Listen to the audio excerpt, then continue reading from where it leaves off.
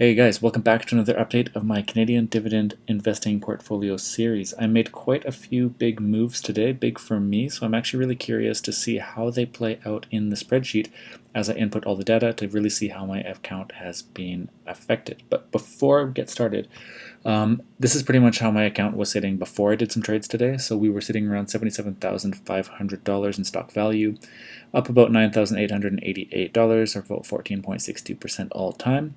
Account was yielding 3.76%, and I was looking at an annual kind of estimated dividend income of about $2,916 per year, which is about $243 per month. I sold off one of my positions that I recently bought. It's a pretty small position. We'll see it in 1 second.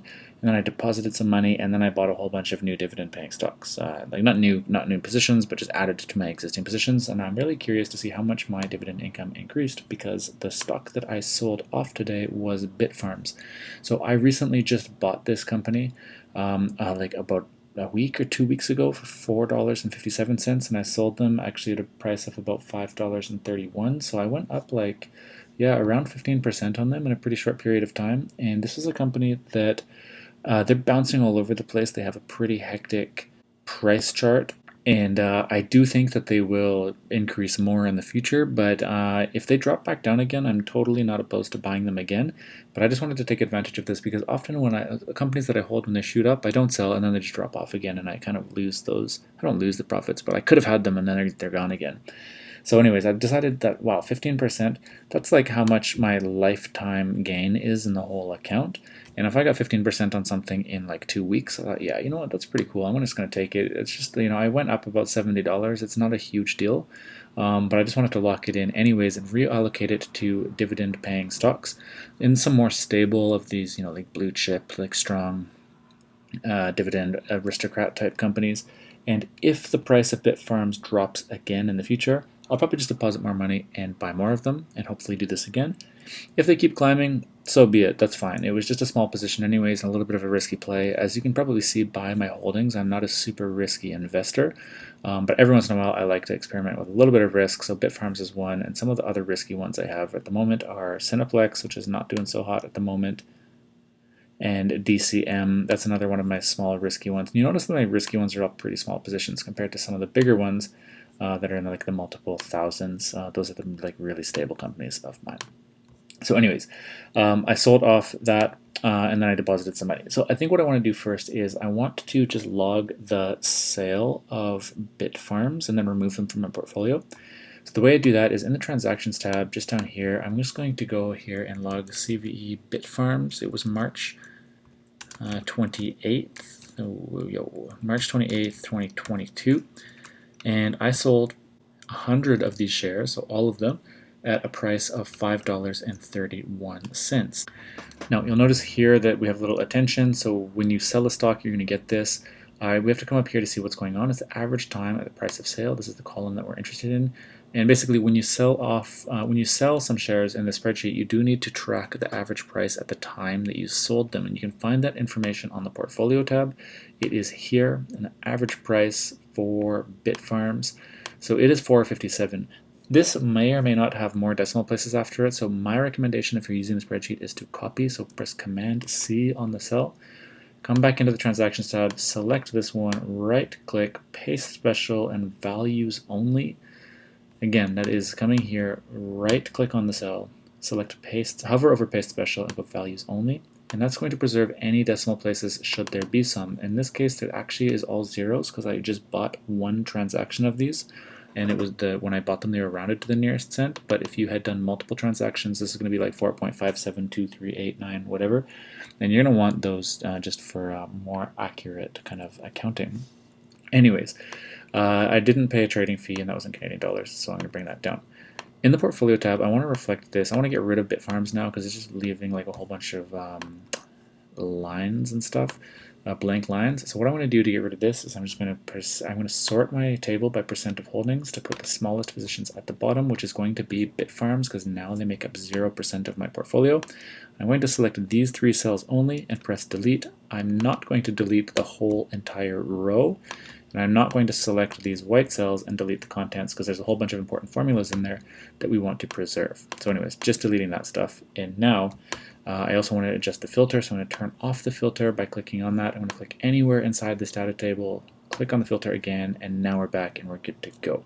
So that's a lot of stuff. That's a lot of kind of like logistical things in case you're using the spreadsheet, and I think I'll make a dedicated video just on that for people who are looking for a little bit more clarity. But there we go. I also made a deposit today, so we're going to jump into that too. Let's just scroll down to the bottom of my deposits, and I'm just going to log that in here. It was another $350 that I deposited. It was Canadian dollars, and it was March 28th, 2022. So by the time I sold the Bitfarms stocks and deposited my $350, I had a total of $892 cash that I was able to spend. Note when I sold the Bitfarms stocks that my annual dividend income did not change because they didn't have a dividend. So all of the money now, this $892, I'm trying to reallocate into companies that pay dividends, and in hopes to increase this number here.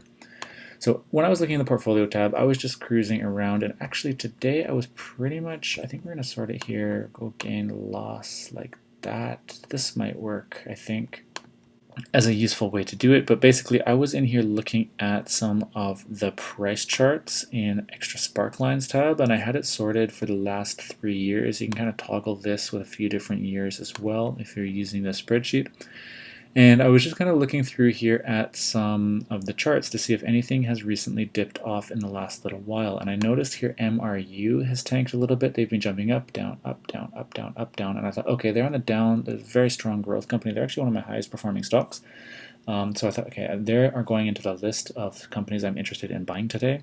Another one that I was looking at, I haven't bought TELUS in a very long time, but TELUS finally pulled back just a little bit. They are still very close. That is their all-time high, I believe, right there. So they are like very high up.